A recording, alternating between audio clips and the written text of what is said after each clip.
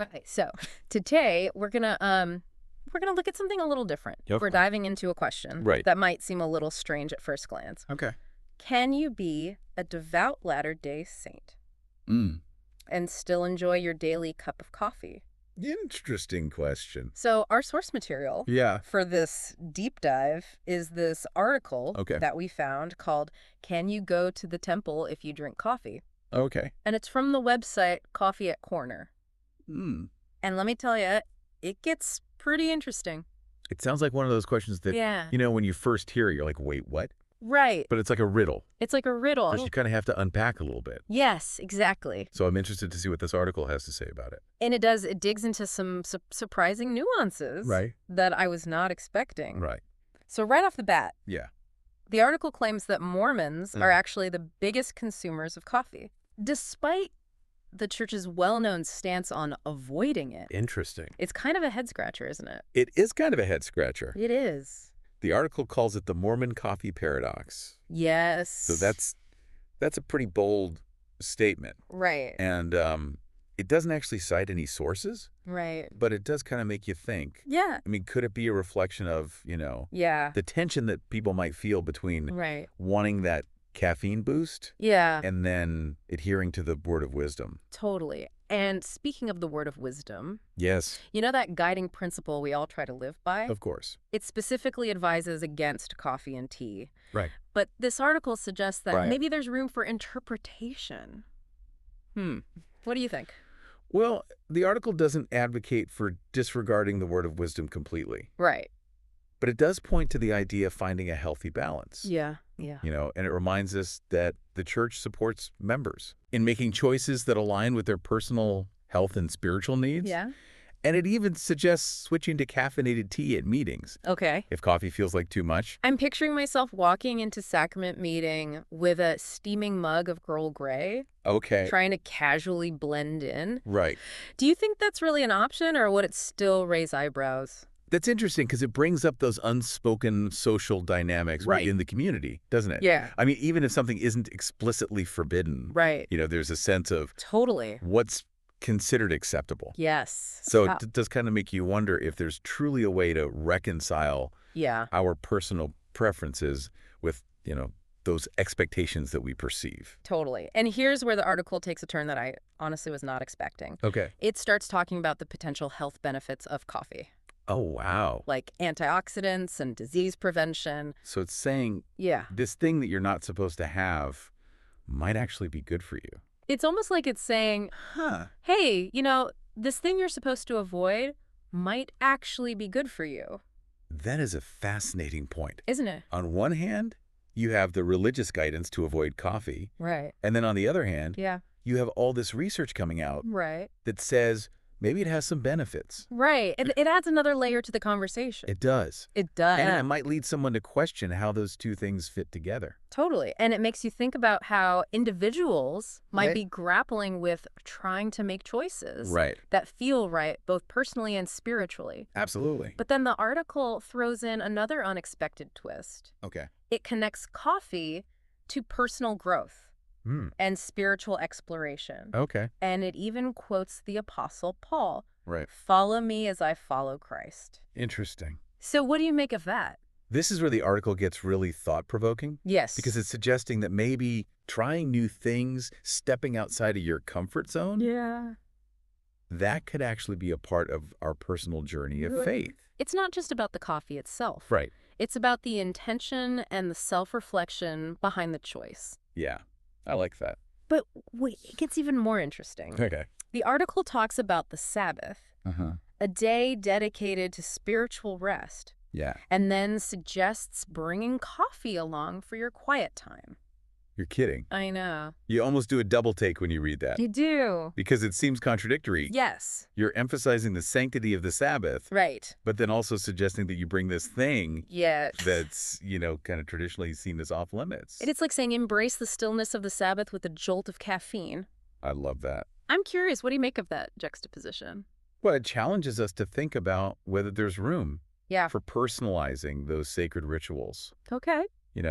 Could coffee, for some people, Right. actually enhance their sense of connection during their quiet time. Okay. It raises questions about how we even define sacred Right. and how that might look different for each person. It does. You know? Yeah, it really highlights the idea that faith isn't one size fits all. Right. What's considered appropriate or reverent Right. can be totally different Totally. depending on, your own perspective and practices. It's like the article is encouraging us to examine our assumptions about how faith should look, be more open to different expressions of belief. Exactly. And speaking of different expressions, Yeah. the article makes this really bold statement that says, don't discriminate against coffee drinkers. Wow. What do you think the author is getting at with that? Well, I think it's a powerful statement. Yeah? It's a plea for tolerance and understanding Right. within the community. Yeah. It's a reminder that we're all on a journey Right. and judging others based on their personal choices, Right. especially something like coffee, Yeah. goes against the spirit of compassion and unity. Total. That should really be what defines our interactions with each other. It makes you think about those times Yeah. when you might have felt judged or pressured to conform to certain expectations within the church. I mean, have you ever experienced that kind of tension between wanting to belong Oh, absolutely. and wanting to be true to yourself? It's a human experience. It is. That desire to be accepted, Right. but also wanting to stay true to your own values and beliefs. Right. And I think this article really challenges us to consider Yeah. how we create a more welcoming and inclusive environment, Okay. where people feel comfortable Yeah. expressing their individuality Yeah. without fear of judgment. I like that. Yeah. The article also delves into this idea of personal growth Yes. as a part of the spiritual journey. Okay. Remember that quote from the Apostle Paul? Follow me as I follow Christ. Right. The article suggests that this following could involve stepping outside of our comfort zones and trying new things, Interesting. even if they seem a little unconventional. That is an intriguing interpretation. Isn't it? Could choosing to drink coffee Right. or choosing to abstain Right. be a way of challenging those preconceived notions Yeah. that we have and deepening our understanding of our faith? Yeah. I mean, it's about being open Yeah. to new perspectives Totally. and allowing ourselves to evolve. That reminds me of that saying, Yeah. the only constant is change. Right. Maybe true faith isn't about clinging rigidly to tradition, but about being willing to grow and adapt Right. as we learn and experience new things. It's all about growth. Yeah. And maybe that growth involves, Yeah. asking those tough questions, Yeah. wrestling with those ideas that maybe make us a little uncomfortable, Right. and finding a way to, integrate our personal convictions Yeah. with, the teachings of the church. Okay, so what does all this mean for our listener who Yeah. might be grappling with this very question? Yeah. Can you be a devout Latter-day Saint Uh-huh. and still enjoy a cup of coffee? Yeah. I mean, does this article offer any concrete answers? Well, it doesn't give a definitive yes or no, Right. but I think it provides a framework Yeah. for thinking about this issue in a more nuanced way. Okay. It encourages us to, Yeah. move beyond those simplistic judgments Right. and to recognize that, Right. everyone's faith journey is unique. Yeah, it's like the article saying, Yeah, it's not about finding this one-size-fits-all answer. exactly. Yeah. Engaging in that honest and thoughtful exploration of what feels right for you. Yes, and speaking of balance, Hey. there's this one final point from the article that I think brings everything full circle. Okay. It's that simple phrase, you don't have to go cold turkey. Those three words are so powerful. They are. On a practical level, it could be, Right, advice for people who are trying to cut back on caffeine. right. But I think on a deeper level, Yeah, it's a metaphor for the spiritual journey, okay. you know? That's interesting. So it's not about making drastic changes overnight. Right. It's about allowing yourself to evolve gradually, Exactly. finding a pace that feels sustainable and authentic. It's recognizing that faith isn't a destination. Yeah. It's a process It is. of growth Right. and transformation. And that process might involve Absolutely. periods of questioning, Yeah. experimentation, course correction even. Yeah. It's like we're constantly refining Right. our understanding of ourselves, our beliefs, Right. and our relationship with God. Absolutely. And that refinement might involve, incorporating new practices. Yeah. Letting go of old habits. Right. And finding a way to, Yeah. integrate this evolving understanding of the Ah. gospel into our lives. So maybe the real question isn't, can I drink coffee? Yeah. But rather, how can I live a life that feels aligned Right. with my faith and my personal values? And that's a question that we each have to answer, through prayer, through study, and through thoughtful reflection. I like that. This has been a really insightful exploration of a topic that, on the surface might have seemed pretty straightforward.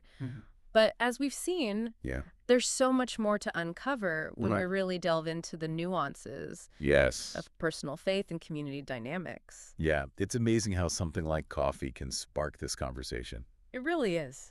About faith, personal choice, community. Yeah, and one of the most compelling things about this article is that it really emphasizes personal revelation and, seeking guidance directly from God. You mean like the part where it talks about how sometimes the answers aren't found in like a handbook or a list of rules, but come through, prayer and that personal connection with the divine. It's like the article is encouraging us to trust our intuition and listen to that still small voice within. Absolutely. And, that voice might guide us to make choices that seem a little counterintuitive. Yeah. Or maybe, challenge the status quo. Totally. But if those choices are rooted in that sincere seeking and a desire to align our lives with God's will, then, they can lead to growth and spiritual strength. So it's not about blindly following or adhering to, a rigid set of rules, but finding that path that feels authentic and true to our understanding of the gospel.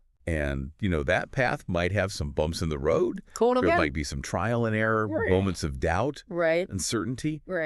But ultimately, if we're seeking God's guidance and striving to live in accordance with his will, we can trust that he'll lead us to a place of peace and understanding. This conversation has really challenged me to think more deeply about my own faith. How I make decisions about things that, aren't explicitly addressed in church teachings. It's a great reminder that faith is a lifelong process of learning and growth. It is. And there's always room for new insights and perspectives. As we wrap up this deep dive, what's the one message you want to leave with our listeners? Well, I would encourage everyone to embrace their journey of faith with courage and an open heart. Don't be afraid to ask those tough questions. Seek personal revelation. Trust the guidance of the Spirit. And remember your relationship with God. It's unique and precious. It is. So nurture it with intention. And allow it to unfold. In its own time and in its own way. That's beautiful. Thank you. This has been such an enriching conversation. It has. And I hope it's inspired our listeners to embark on their own journey of, exploration and discovery within their faith and in their lives. And maybe, just maybe, they'll find that there's room for spiritual enlightenment and a really good cup of coffee. I like that. Thanks for joining us on this deep dive. It's been a pleasure. Into this fascinating intersection of faith and personal choice. Absolutely. Until next time, keep seeking. Keep seeking. Keep learning. Keep learning. And keep those thought-provoking conversations brewing. I love it.